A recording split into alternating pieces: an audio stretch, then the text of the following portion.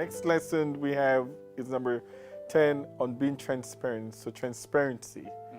What are the main things to keep in mind about this lesson? I don't want this to be confused with a previous lesson that was on authenticity and that stuff. I was talking more about authenticity back there in terms of entering into the covenant and meeting, having God meet you where you're at and being honest, and transparency was part of that. Now once you're rooted in this relationship and very much becoming one with the divine, there needs to be a recognition, an openness that you would have with a spouse. So it really relates.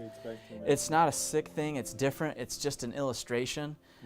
God is revealed as a father, but also has motherly traits. And in Deuteronomy 4, he says, don't make a graven image, male or female. He's neither.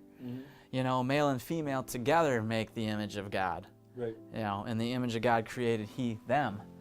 And so I think that the transparency is relatable best by bringing in marriage again.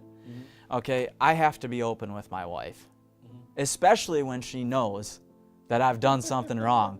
The worst thing I could do is continue to try to hide it. She always knows, like God always They knows. always know.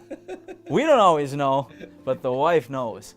And so I kind of want to put God in that seat for a minute. Let's just say my spouse, who already knows I messed up or didn't do something I vowed to do, and the worst thing I can do is continue to hide that.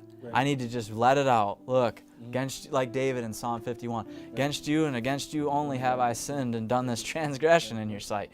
So God, okay, you see it, I want to admit it, and let's clear this up. That's the best way to be reconciled. That's the best way to bring back a sweet fellowship, whether it's in your physical marriage with your spouse, or whether it's in your human divine marriage with God. So the fact that he, and so the fact that he knows already, who is the transparency for? Like, is it for? And you fill in the blank after. Well, it's I'll fill in the blank. Yeah, it's for us, but I do think it's for God too. Okay. He can know, but he knows that you know and still haven't said anything. And so you're kind of breaking fellowship. It's not like God runs away, but you're in a sense kind of turning your back and running away from him because you're not fessing up to what you did to restore, to reconcile the relationship. There's a wedge put in any type of relationship when there's been a wrong committed towards another, and there's no apology, there's no reconciliation. In fact, there's this intentional ignoring of it, and that doesn't help the process. So yeah, it's definitely for both. It restores the relationship, it shows God that we're serious, that we want to be honest, but it's also for us to get it off our chest, because it can start to be honest with ourselves almost. Yeah, it can start to cause one lie after another, one cover-up after another cover-up. It just continues this domino effect. And so I think he wants us to be transparent, first and foremost for our own good, and secondly to keep that relationship tight between us and the divine. And I can't help but think, and I'm going to speak after I think, Adam in the garden, and he called him, like, where are you, Adam? He knew, right? But he still had to ask. He wanted Adam to recognize his wrong. That relationship could have been restored. And even after he wronged, there was still a dialogue there. There was still a relationship. Adam and Eve hid. They ran away. God didn't run away. You know, and so that's what we have to watch.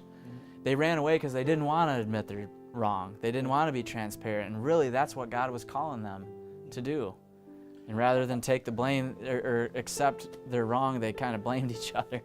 And as you just kind of hinted on that they were still able to be in conversation with God, and this is a great deal that we have now with this new covenant.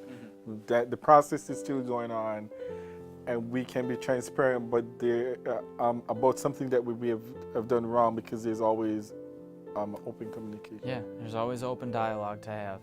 And that's the best deal ever.